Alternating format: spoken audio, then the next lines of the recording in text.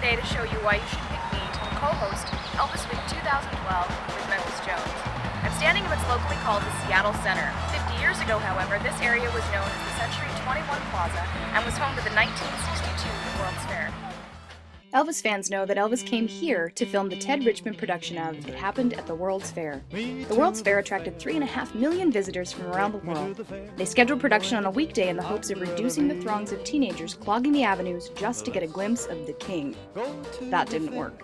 Over 300 teens were waiting when he arrived, as well as many other fans of all ages that had called in sick that day. I wish that I could say that I'd been alive to witness that moment in local history.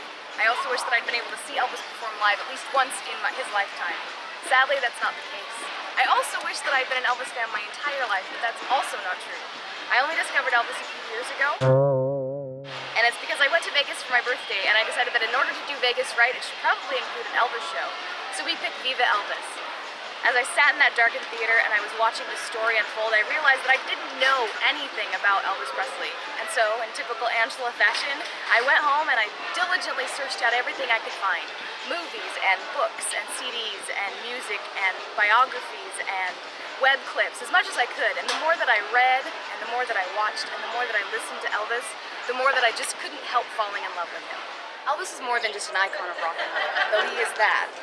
He was kind, generous, and loyal to his family, friends, and fans. They say he has the best fans in the world. Let's see if we can find out. So tell me a story about Elvis. When I was a teenager, I got $1 a month allowance.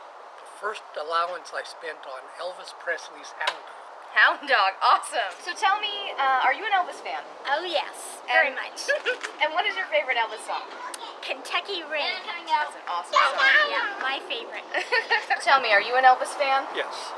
And is there anything about Elvis that you like?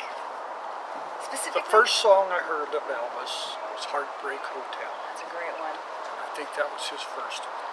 Awesome. And it was great. Thank you. So tell me, are you an Elvis fan? Yes, I am. And how much do you love Elvis? Quite a bit. And I have an Elvis wall clock. Yeah. Awesome. Shaking hips and everything? That's right. Sweet. And do you have a favorite Elvis song? Yes, I do. Little Sister. Is it good? It's very good. It is very I good. love that song. I love Elvis. I don't know about you, but I'd pretty much say that that proves it. Those were some pretty fantastic fans, and I'm just really privileged and glad that I'm finally one of them.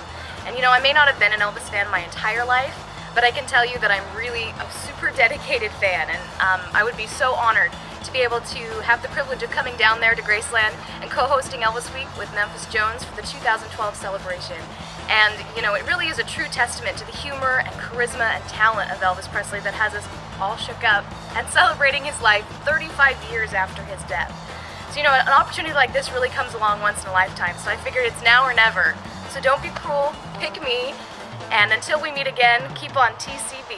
Elvis has left the building. Thank you and good night.